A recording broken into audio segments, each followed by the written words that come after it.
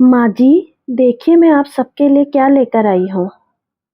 शालिनी ने अपनी सास उमा जी से कहा।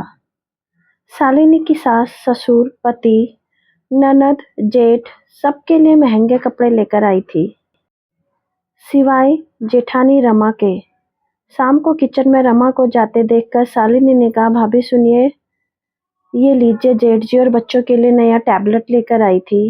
रमा ने कहा, सांडली, एक बार तुम्हें मैंने पहले भी समझाया था और आज फिर कह रही हूँ, इतने महंगे गिफ्ट हर महीने लाने की जरूरत नहीं है।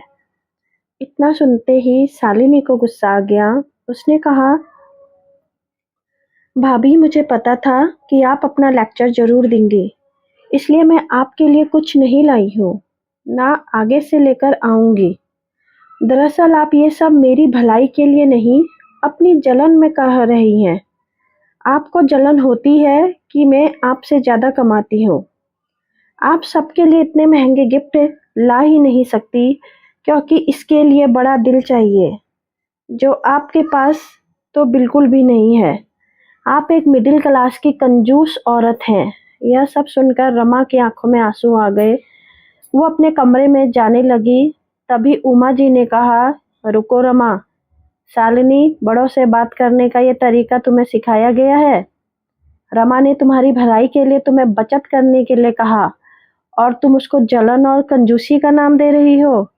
आज एक बात मेरी ध्यान से सुन लो, तुम्हारे ये महंगे गिफ्ट या कोई और चीज मेरी बहू रमा की जगह नहीं ले सकता।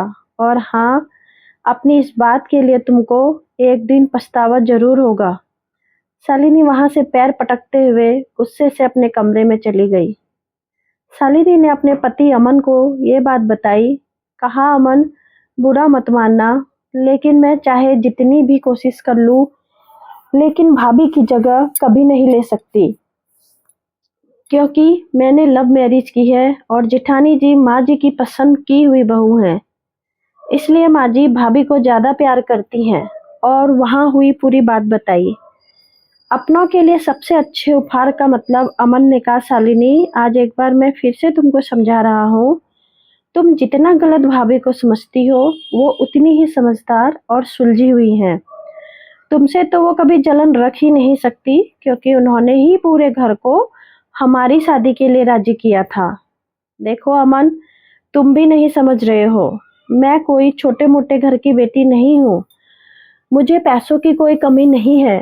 मैं अपने शौक के लिए ही नौकरी करती हूँ, वरना मैं जो चाहूँ वो मेरे पापा मुझे तुरंत दिला दें। पापा का इतना बड़ा बिजनेस है, मैं क्यों बचत की चिंता करूं? शालिनी ने कहा। अगले दिन रविवार को शालिनी दोस्तों के साथ घूमने जा रही थी। तभी उसकी नजर हॉल में बैठी जेठानी पर गई। उसने गुस्से से अपना पर्स उठाया और फोन हॉल के टेबल पर ही भूल गई। रमा ने आवाज देनी चाही तो उमा जी ने रोक लिया। कहा, जाने दो, वैसे भी एक फोन है उसके पास। अभी आवाज दोगी तो बेकार में नाराजगी झेलनी पड़ेगी। रमा ने हम करते हुए जैसे ही फोन रखा, देखा तो शालिनी के फोन पर उसके भाई का फोन आ रहा था। रमा ने फोन उठाकर बोलना चाहा था कि तभी उसने बिना आवाज सुने रोते हुए बताया कि दीदी जल्दी अस्पताल आ जाओ, पापा को अस्पताल लेकर जा रहे हैं। कहते हुए फोन रख दिया। रमा के साथ पूरा परिवार अस्पताल पहुंचा। वहां जाकर पता चला कि उनके पार्टनर ने उन्हें धोखा दे दिया है और धोखे से सब कुछ अपने नाम कर दिया है। शालिनी का भाई उमेश मुंह पर हाथ रखकर बेंच में बैठा रो रहा था।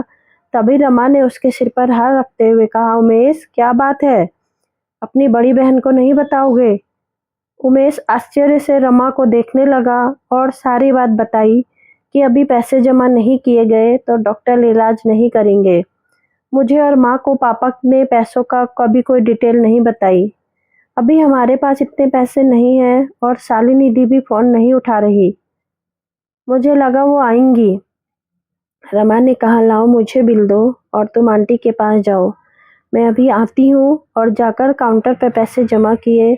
शालिनी ने फोन पर अपने भाई के इतने सारे मिस कॉल देखकर परेशान हो गई। तभी उसको उमेश का मैसेज रिसीव हुआ, जिसमें उसने लिखा था, दीदी पापा की हार्ट सर्जरी हो रही है, अर्जेंट पैसे चाहिए। और उसने उसे मैसेज में पूरी बात लिख के बताई। शालिनी भागती हुई अस्पताल पहुंची। तब तक ऑपरेशन हो चुका था। वहां सिर्फ अमन और उमेश मौजूद थे। शालिनी रोए जा रही थी। तब अमन ने कहा, शालिनी घर चलो, अभी पापा को आईसीयू में रखा है, अब कल सुबह ही मिलना हो पाएगा। शालिनी ने अमन से कहा, अमन मुझे उमेश से 1 मिनट कुछ बात करनी है। हाँ ठीक है, करके आ जाओ, मैं कार में बैठा हूँ। शालिनी ने उमेश से कहा, उमेश तूने पैसों का इंतजाम कहाँ से किया? क्या अमन से लिया है या मेरे ससुराल वालों से? उनको तूने सारी बात बता दी है क्या? शालिनी मन ही मन सोच रही थी कि अब उसको हमेशा ताने सुनने पड़ेंगे और इनके पास होंगे तो भी ये लोग मदद नहीं करेंगे। सासू माँ ने पहले ही कह दिया था। तब उमेश ने कहा, नहीं दीदी, सिर्फ रमा दी को सारी बात पता है और उन्होंने ही अस्पताल के पैसे दिए हैं बिना किसी को बताए। दीदी वो तो बहुत अच्छी है, डॉक्टर से बात की और बिना किसी शोरगुल के मदद भी की। अगर आज वो ना होती तो न जाने क्या होता। वो तो माँ को भी अपने साथ घर लेकर गई है। शालिनी सन्न हो गई सुन के कि जिस जिटानी की इज्जत उसने कभी नहीं की, आज उन्होंने उसके लिए इतना कुछ किया। घर पहुंचकर उसने देखा कि रमा उसकी माँ का सिर दबा रही थी। शालिनी माँ के गले लग गई। तब रमा ने शालिनी से इशारे में ना रोने की अपील की। शालिनी अपने आंसू को रोकते हुए बोली, माँ मैं चेंज करके आती हूँ। शालिनी ने अमन से कहा, अमन जरा भाभी को कमरे में भेजना।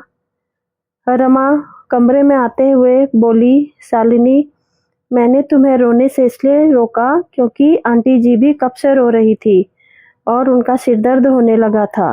वो घर पर अकेली रहती तो ज़्यादा सोचती, इसलिए यहाँ लेती आई कि हम सब के बीच उनको अच्छा लगेगा।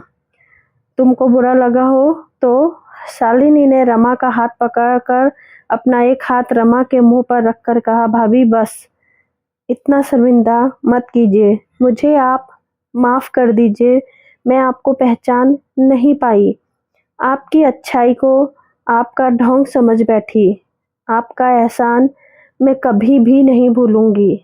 नहीं शालिनी, कोई एहसान नहीं किया मैंने, वो भी तो मेरे माता पिता समान ही हैं और बहनें कभी एक दूसरे पर एहसान नहीं करती हैं। तुम तो मेरी छोटी बहन जैसी हो। गलती करना तुम्हारा अधिकार है, समझाना मेरा काम। समझी? हाँ भाभी, शालिनी ने रमा के गले रखकर रोते हुए कहा। लेकिन अब आपकी ये छोटी बहन कभी कोई भी गलती नहीं करेगी और आपकी हर बात को मानेगी, ये मेरा वादा रहा। दोस्तों कहानी अगर आपको पसंद आए तो चैनल को लाइक से सब्सक्राइब जरूर करें। Thank you so much for watching my story, listening my story.